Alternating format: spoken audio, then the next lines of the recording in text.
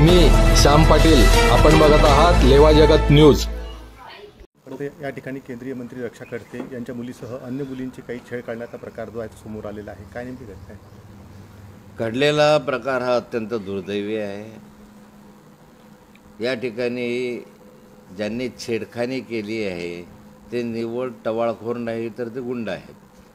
त्यांच्या विरुद्ध आधीसुद्धा काही गुन्हे दाखल आहे। या मुली ज्यावेळेस यात्रेमध्ये होत्या त्यावेळेस एक पोलीस तिथे हजर होता।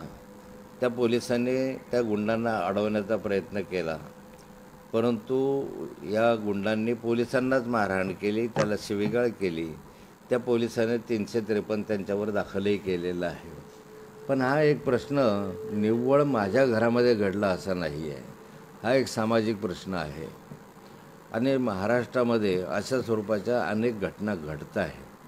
अनेक घटनांची नोंद होत नाही किंवा महिला या ठिकाणी तक्रार करायला पुढे येत नाही आणि तक्रार न झाल्यामुळे असे प्रकरण उघडकीस येत नाही। या ठिकाणी हा जो प्रकार घडला या संदर्भामध्ये रक्षाताईंची मुलगी ही स्वतः तक्रार करायला पुढे आली, हे फार मोठं आहे। नाहीतर मुली सहसा तक्रार करायला पुढे येत नाही। पण या विषयाच्या संदर्भामध्ये मुक्ताईनगर परिसरामध्ये जे गुंडगर्दी वाढलेली आहे किंवा या मतदारसंघात वाढलेली आहे, हे अलीकडे या 3-4 वर्षामध्येच वाढलेली गुंडागर्दी आहे। यामध्ये महाराष्ट्राच्या विधान परिषदेमध्ये स्वतः खूप वेळा बोललेलं आहे, आक्रमकपणे मांडलेलं आहे। सरकारला मी म्हटलं आहे की तुम्ही काय बांगड्या घातल्यात काय थांबवायला, इथपर्यंत मी बोललेलो आहे, परंतु त्याचा फारसा परिणाम याच्यावर होत नाही। कारण ह्या सर्व गुंडांना या ठिकाणी स्थानिक लोकप्रतिनिधी आणि राजकारण्यांचं संरक्षण मिळत आहे। या ठिकाणी मागच्याही कालखंडामध्ये 2-3 वर्षापासून मी पाहतो आहे, अलीकडचा विषय जरी सोडला तरी माननीय मुख्यमंत्री कार्यालयामधनं पोलिसांना फोन यायचे की या संदर्भामध्ये या गुंडांना संरक्षण देण्याच्या संदर्भामध्ये, असं मला स्वतः पोलीस सांगायचे। असं असेल तर ते दुर्दैवी आहे। आणि यामध्ये महाराष्ट्रामध्ये आता महिलांनी या संदर्भात स्वतःच काळजी घेण्याची आवश्यकता आहे असं मला वाटतं। पोलिसांवर फार विश्वास राहिला नाही, पोलीस यंत्रणेचा धाक राहिला नाही, अशी आजची स्थिती आहे। या ठिकाणी पोलीस अधिक कठोरपणे कारवाई करतील अशी माझी अपेक्षा आहे। हा निव्वळ माझ्या मुलीचा प्रश्न नाही, तर हा एक सामाजिक प्रश्न आहे। त्या दृष्टिकोनात या प्रश्नाकडे पाहिलं पाहिजे। पोलीस स्टेशनमध्ये जर बघितलं तर रक्षाताईंची कन्यासह अनेक मुलींनी त्या ठिकाणी त्या मुलांविषयी तक्रार दाखल केलेली आहे, तक्रार सांगितलेली आहे। आणि ही घटना घडलेली की जो गार्ड गेलेला होता त्या गार्डची कॉलर देखील तिथं पकडण्यात आलेली आहे। कुठेतरी पोलिसांचा धाक संपला असं वाटतं। आणि काय आहे, अलीकडे या शहरामध्ये शाळा सुटली की त्या शाळा सुटल्यानंतर हे गावगुंड त्या ठिकाणी मुलींची छेडखानी काढतात, असे प्रकार वारंवार घडतात। पोलीस स्टेशनला या संदर्भामध्ये तक्रारी पहिले केल्या, तोंडी केल्या। पोलीस म्हणतात आमच्याकडे लेखी तक्रार द्या। आता शाळेमधल्या मुली लेखी तक्रार द्यायला घाबरतात, पण पोलीस बऱ्याचदा येतातही, पण जो पोलीस यंत्रणेचा धाक राहिला नाही आणि अवैध धंद्यांमध्येही बरेचसे पोलीस अडकलेले आहे।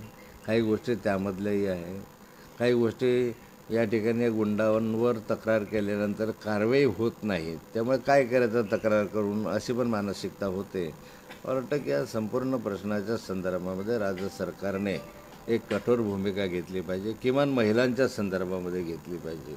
आज महिलांच्या संदर्भामध्ये ज्या वारंवार घटना घडत आहे महाराष्ट्रामध्ये, महाराष्ट्र बदनाम होतो आहे या संदर्भामध्ये, तर सरकार जागरूकतेने काम करेल असं वाटतं। माननीय मुख्यमंत्र्यांशी मी या संदर्भातली चर्चा करणार आहे।